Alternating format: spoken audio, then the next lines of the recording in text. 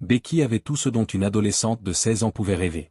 Elle habitait un duplex imposant, aux immenses baies vitrées qui capturaient la lumière comme des miroirs géants, au sol de marbre si poli qu'on y devinait son propre reflet en y posant le pied. Chaque matin, une voiture avec chauffeur la déposait devant l'entrée majestueuse de l'un des lycées privés les plus prestigieux de la ville. Chaque après-midi, le même véhicule la ramenait, attendant patiemment qu'elle ait fini de discuter avec ses amis sur le trottoir. Sa garde-robe ressemblait à une boutique de luxe miniature, des rangées de baskets de créateurs alignés comme des soldats d'élite, des sacs à main classés par teinte chromatique, des flacons de parfum exposés sur une étagère éclairée comme des trophées remportés au combat. Si Becky désirait quelque chose, un nouveau modèle de téléphone, une robe aperçue sur Instagram, un accessoire vu sur une influenceuse, elle l'obtenait presque instantanément. Sa mère veillait à cela avec une dévotion presque sacrée. « Laissez-la tranquille », disait-elle d'une voix douce mais ferme dès que quelqu'un osait émettre une remarque sur l'attitude de sa fille. « Elle est encore si jeune. Laissez-la profiter de la vie. Ma princesse mérite ce qu'il y a de meilleur. » Et Becky, nourrie de ces mots depuis toujours, les avait fait siens.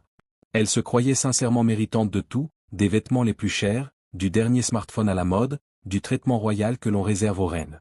Dans son esprit, le monde entier tournait autour de son confort. Juliette, elle, travaillait dans cette maison depuis presque 3 ans. À 22 ans à peine, elle portait déjà sur ses épaules frêles le poids d'une vie qui n'avait rien de facile. Originaire d'une petite ville de province, elle était montée à la capitale pour soutenir sa famille restée au village. Douce, discrète, d'une politesse presque instinctive, elle se levait avant l'aube. Elle préparait le petit déjeuner, nettoyait les pièces immenses jusqu'à ce qu'elles brillent, repassait les uniformes impeccables, lavait les voitures rutilantes, rangeait les placards débordants de vêtements jamais portés 2 fois. Et malgré la fatigue qui creusait parfois ses traits fins, elle conservait toujours un sourire respectueux quand on l'appelait. Pour Becky, cependant, Juliette n'était pas une personne. Elle était une fonction.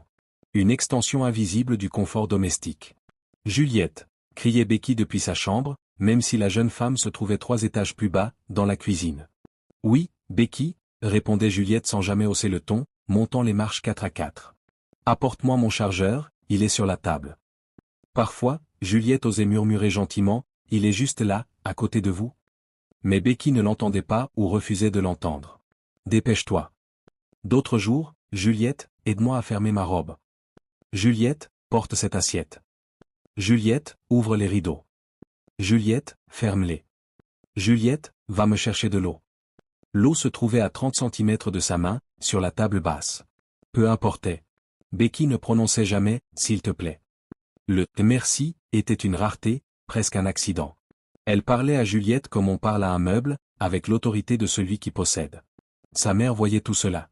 Mais au lieu de corriger, elle renforçait. « Juliette, c'est ton travail », lançait-elle quand la jeune femme semblait épuisée. « C'est pour cela qu'on te paie. » Son père, lui, observait en silence. Homme d'affaires discret, il lisait son journal ou consultait ses dossiers, mais parfois, quand Becky claquait des doigts ou haussait le ton, sa mâchoire se crispait imperceptiblement. Il ne disait rien. Pas encore. Ses yeux, cependant, enregistraient chaque détail. Un samedi après-midi, Becky était affalée dans le vaste salon, la télévision diffusant un film à plein volume. Elle scrollait distraitement sur son téléphone. Juliette. Juliette surgit de la cuisine, les mains encore humides d'avoir lavé des légumes. Mon jus est fini. Il en reste dans le frigo, mais je veux un frais. Juliette prit le verre sans un mot et repartit. Becky ne bougea pas d'un millimètre. Le soir venu, prête pour l'anniversaire d'une amie, Becky descendit l'escalier en robe scintillante. Juliette. Arrange mes chaussures. Juliette s'agenouilla, ajusta délicatement la bride qui avait glissé. La prochaine fois, fais attention, c'est mal fait. Le père se tenait près de l'escalier, immobile. Juliette se releva sans bruit, les yeux baissés. Pardon, murmura-t-elle. Becky se contempla dans le grand miroir de l'entrée, satisfaite. En se tournant pour partir, son téléphone glissa de sa main et tomba sur le canapé, à portée de bras. Elle le fixa une seconde. Puis elle tourna la tête vers Juliette. Juliette, passe-moi mon téléphone. Juliette hésita une fraction de seconde seulement, puis se pencha et le lui tendit. Les yeux du père se plissèrent légèrement. Becky sortit comme une souveraine quittant son palais. Ce minuscule instant révélait tout, elle n'était ni fatiguée, ni occupée. Elle refusait simplement de faire elle-même ce qu'elle jugeait indigne d'elle. Dans cette maison, tout le monde le savait. Tout le monde le voyait. Mais personne n'avait encore osé l'arrêter. Le drame éclata un jeudi soir ordinaire. Becky rentrait de cours, s'était jetée sur le canapé du salon. La climatisation ronronnait doucement. Une série populaire hurlait à la télévision. La télécommande reposait contre sa cuisse. Au lieu de tendre la main, elle cria. « Juliette !» Pas de réponse. Elle leva les yeux au ciel avec exagération, attrapa son téléphone et composa le numéro de Juliette. Dans la cuisine, Juliette surveillait une marmite de ragoût.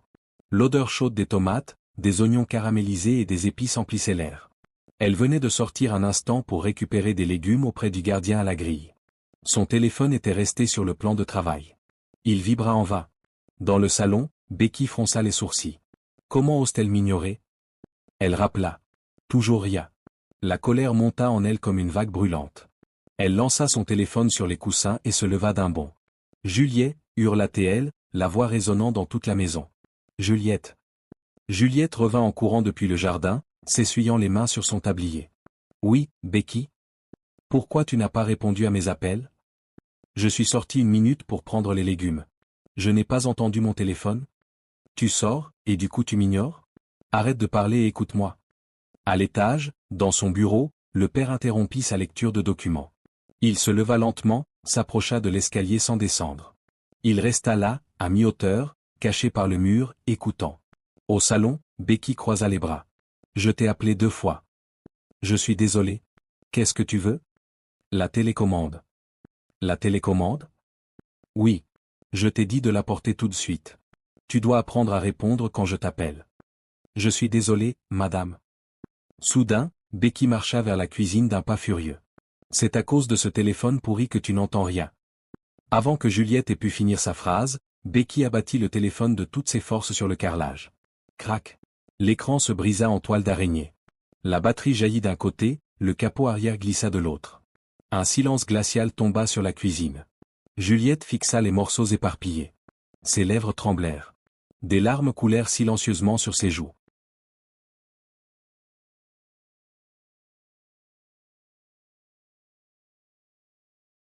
Lentement, elle s'agenouilla et commença à ramasser les débris, les doigts tremblants. Le père avait tout entendu, chaque mot, chaque cri, chaque craquement. Il demeura immobile sur les marches encore un instant. Puis il remonta sans bruit dans son bureau. Il ne dit rien. Becky rejeta ses cheveux en arrière et s'éloigna comme si de rien n'était. Si tu veux rester dans cette maison, apprends le respect, marmonna-t-elle entre ses dents. Vers 19h30 ce soir-là, la sonnette retentit. Un colis de livraison. Une boîte noire élégante, luxueuse. Le père signa calmement, monta à l'étage et ouvrit le paquet. À l'intérieur, le tout dernier modèle d'iPhone, commandé des semaines plus tôt pour l'anniversaire de Becky le lendemain matin. Il le tint dans sa main. L'appareil brillait sous la lampe, immaculé, parfait.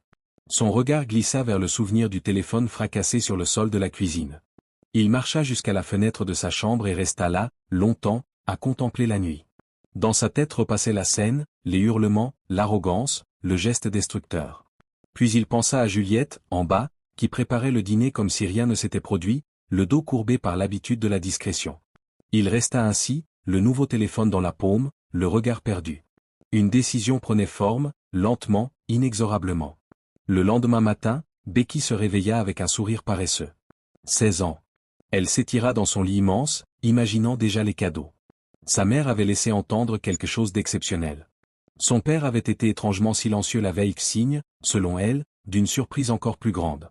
Elle choisit une tenue adorable, se maquilla légèrement et descendit, sûre d'elle. « Joyeux anniversaire, ma princesse !» s'exclama sa mère en la serrant dans ses bras. Becky rit. « Merci, maman. » Elle balaya le salon du regard. Pas de grosse boîte. Pas de révélation spectaculaire. Son père entra, tenant une petite boîte noire. Le cœur de Becky bondit. Elle reconnut immédiatement l'emballage. Son sourire s'élargit. Il se racla la gorge. « Becky. Juliette, venez ici, s'il vous plaît. » Juliette apparut, hésitante, nerveuse d'être appelée en plein moment familial. Becky se tenait droite, main sur les hanches, royale. Le père ouvrit lentement la boîte. Le dernier iPhone, flambant neuf. Les yeux de Becky pétillèrent. « Je le savais. Papa, tu es le meilleur. » Mais au lieu de le lui tendre, il se tourna vers Juliette. « Tiens, Juliette. C'est pour toi. » Le temps se figea. Juliette cligna des yeux, incrédule. « Monsieur ?» ?»« Prends-le, dit-il doucement. Becky éclata d'un rire mal assuré. « Ok, papa, très drôle. »« Je ne plaisante pas. » Les mains de Juliette tremblaient en recevant la boîte. Le sourire de Becky s'effaça. Pardon? Le père sortit de sa poche un autre appareil, un petit téléphone à clapet, basique, sans écran tactile. Et ceci, Becky, c'est le tien. Elle le fixa comme s'il était empoisonné. C'est quoi, ça? C'est le téléphone que tu mérites, répondit-il d'une voix calme mais inébranlable. Sa mère étouffa un cri. Chérie, qu'est-ce que tu fais? Il la regarda fermement. Elle a détruit ce qui ne lui appartenait pas hier. Elle a humilié une personne qui travaille pour nous. Si on ne respecte pas les autres, on ne mérite pas le luxe. Le visage de Becky vira au cramoisi. C'était juste un téléphone. Non. C'était du caractère. Sa mère tenta d'intervenir. Elle n'est qu'une enfant. Elle a 16 ans. Elle est assez grande pour comprendre. Becky sentit le sol se dérober. Tu m'humilies, cria-t-elle. Il n'osa pas la voix. Ce qui est humiliant, c'est la façon dont tu traites ceux que tu considères inférieurs. Becky monta en trombe dans sa chambre, furieuse. Le petit déjeuner d'anniversaire resta froid. Le gâteau perdit toute saveur. Pour la première fois de sa vie, elle ne se sentait plus princesse. Le lundi suivant, Becky se prépara avec soin, cheveux impeccables, chaussures cirées, uniforme repassé. Mais dans son sac se trouvait le petit téléphone à touche. Elle envisagea de le laisser à la maison, mais elle en avait besoin pour appeler le chauffeur après les cours. À la pause déjeuner, ses amis s'assirent autour de la table habituelle. Becky, montre-nous ton cadeau d'anniversaire, lança l'une d'elles, excitée. Elle força un sourire. C'est rien de fou. Elle sortit l'appareil à contre-cœur. Silence. Puis éclat de rire. C'est quoi ce truc? Un téléphone de secours? Ton iPhone est tombé dans l'eau? Une fille s'en empara. On dirait celui de ma grand-mère. Une autre prit une photo. Les gars, Becky a rétrogradé. Sa poitrine se serra. Elle tenta de rire avec elle. C'est temporaire? Mais les murmures avaient commencé. La fille qui avait toujours les gadgets les plus chers, n'en avait plus. Son statut vacilla en un instant. Elle sentit les regards changer, les tons devenir plus distants. Elle n'était plus au centre de l'admiration. Pour la première fois, elle se sentit petite, invisible, ridicule. Elle passa le reste de la journée murée dans le silence. Le soir, rentrée à la maison, elle vit Juliette dans la cuisine, manipulant avec précaution son nouvel iPhone. Elle avait même acheté une petite coque protectrice. Son sourire était discret, reconnaissant, humble. Pas de vantardise. Pas de moquerie. Juste de la gratitude pure. Becky resta là, à l'observer. Quelque chose de douloureux remua en elle. Elle revit Juliette agenouillée ramassant les morceaux de son ancien téléphone, les larmes coulant sans bruit. Elle revit son propre ton sec, ses ordres, son arrogance. Maintenant, elle savait ce que cela faisait d'être moquée, rabaissée, regardée de haut. Pour la première fois, la honte s'installa lourdement dans sa poitrine. Les rires à l'école ne cessèrent pas de la semaine. Chaque fois qu'elle sortait le petit téléphone, un commentaire fusait. Becky, c'est vraiment un téléphone, ça? On dirait un dinosaure. Pas d'écran tactile? Pauvre Becky, trop gênant. Elle faisait semblant de s'en moquer. Mais la nuit, dans son lit immense, les yeux fixés au plafond, tout repassait, les chuchotements, les rires étouffés, la façon dont sa meilleure amie évitait désormais de s'asseoir près d'elle. À la maison aussi, l'atmosphère avait changé.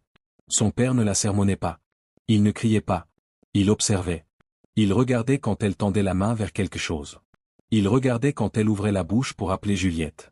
Il attendait de voir si elle choisirait autrement. Les premiers jours, Becky tenta encore. Pas de transformation spectaculaire. Mais petit à petit, avec intention. Elle commença à dire, s'il te plaît. Elle dit, merci, et le pensait vraiment. Elle cessa d'appeler Juliette pour des choses qu'elle pouvait faire seule. Sa mère s'en étonna. Pourquoi tu te fatigues? C'est le travail de Juliette. Maman, ce n'est pas de la fatigue. C'est juste, normal. Son père entendit cela. Il ne rendit pas l'iPhone tout de suite.